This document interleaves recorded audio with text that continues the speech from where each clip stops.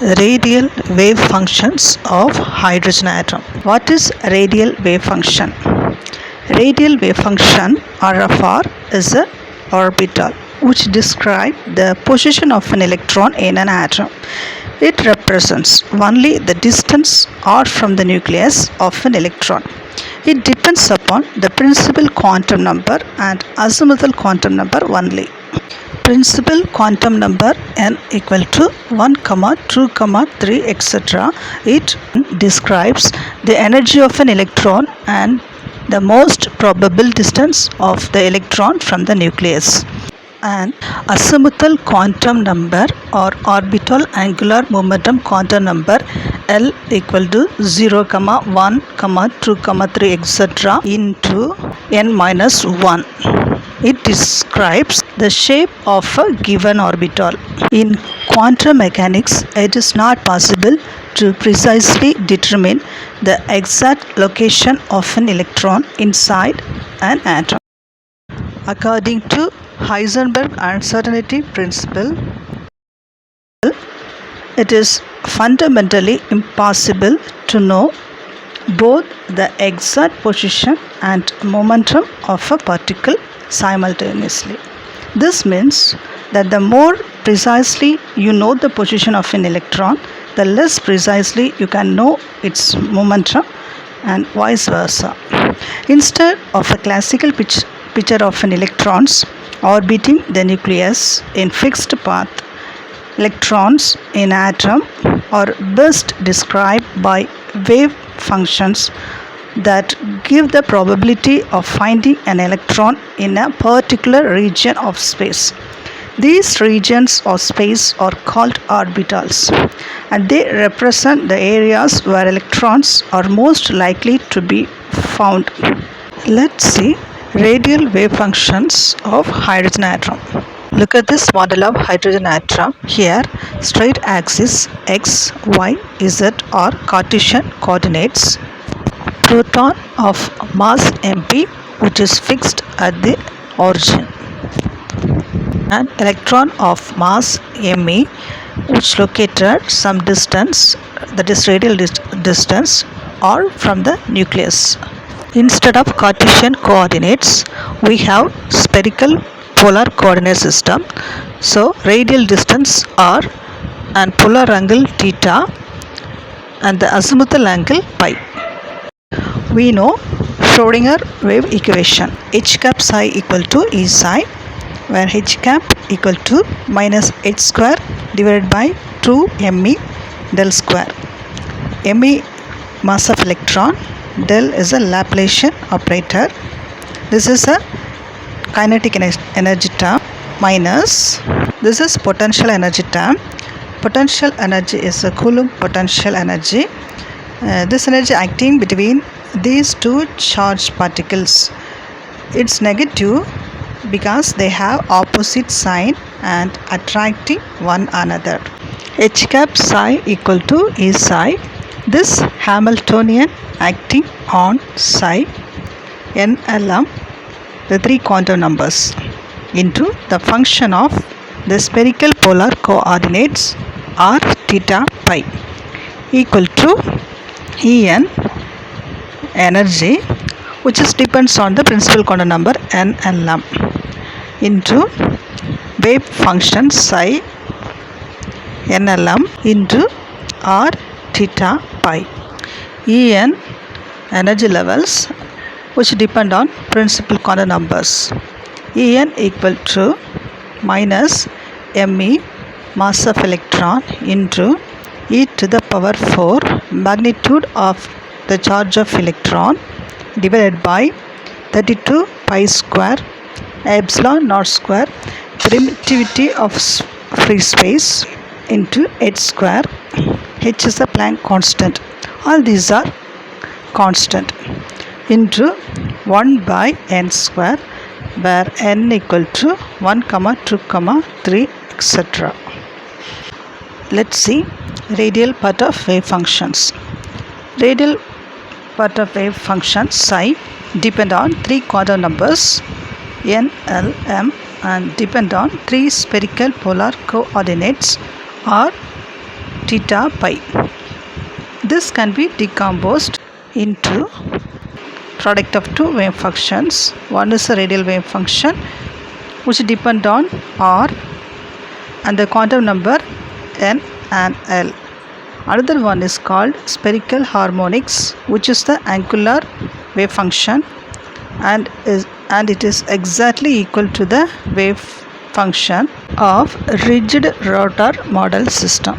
The function r depend only on r. Therefore, they describe the distribution of the electron as a function of r from the nucleus.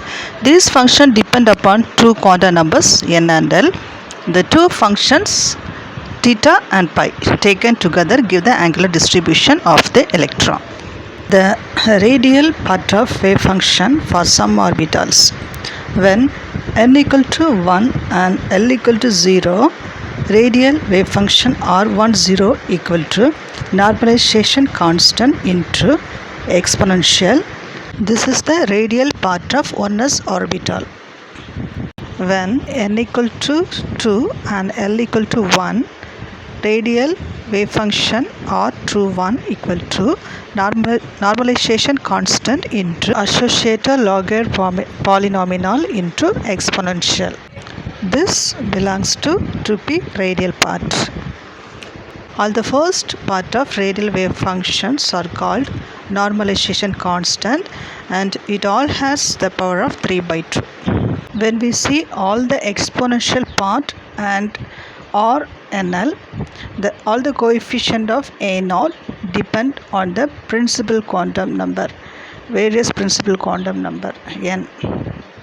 r1 1 a0, r2 2 a0, r2 2 a0, r3 3 a0, r3 3 a0, r3 3 a0. Naught is the Bohr's radius and Z is the charge of the atom. Z equal to +1.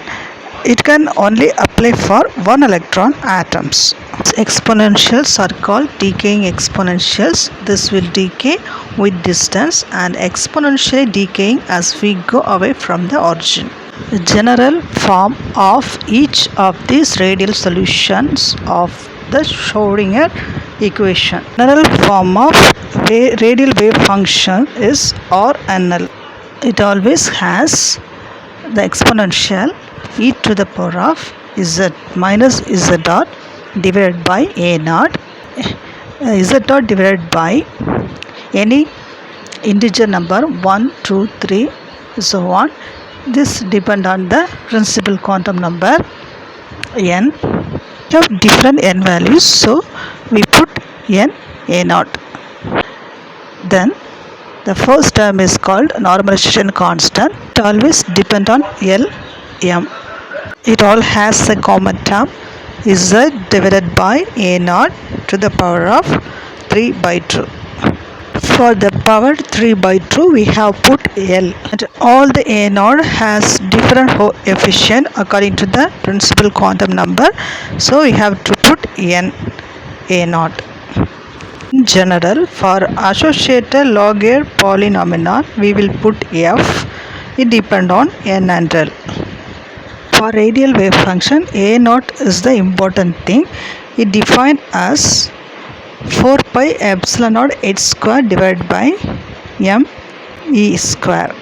This is the length and it's called Bohr's radius. This length tells the size of the radial wave function.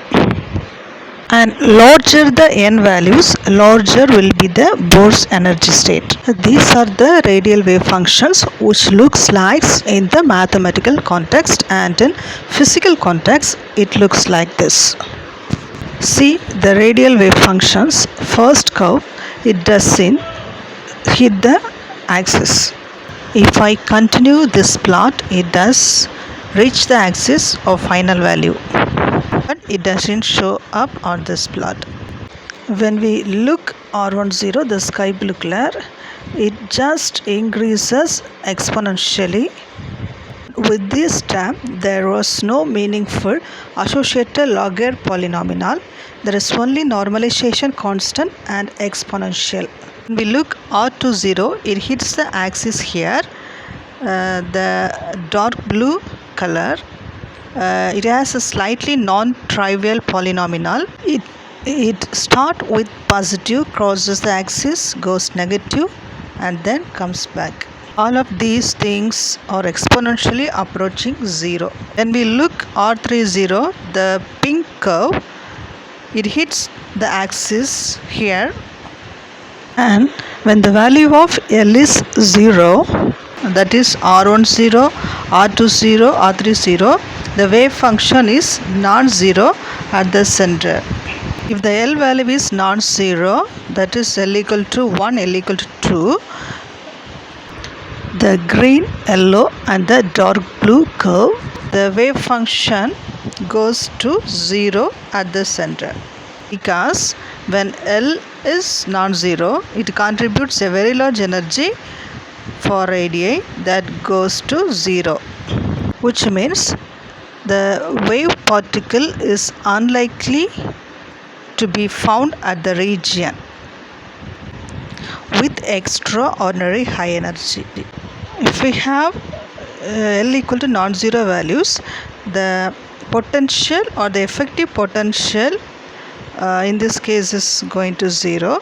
This is a complicated curve for radial wave function.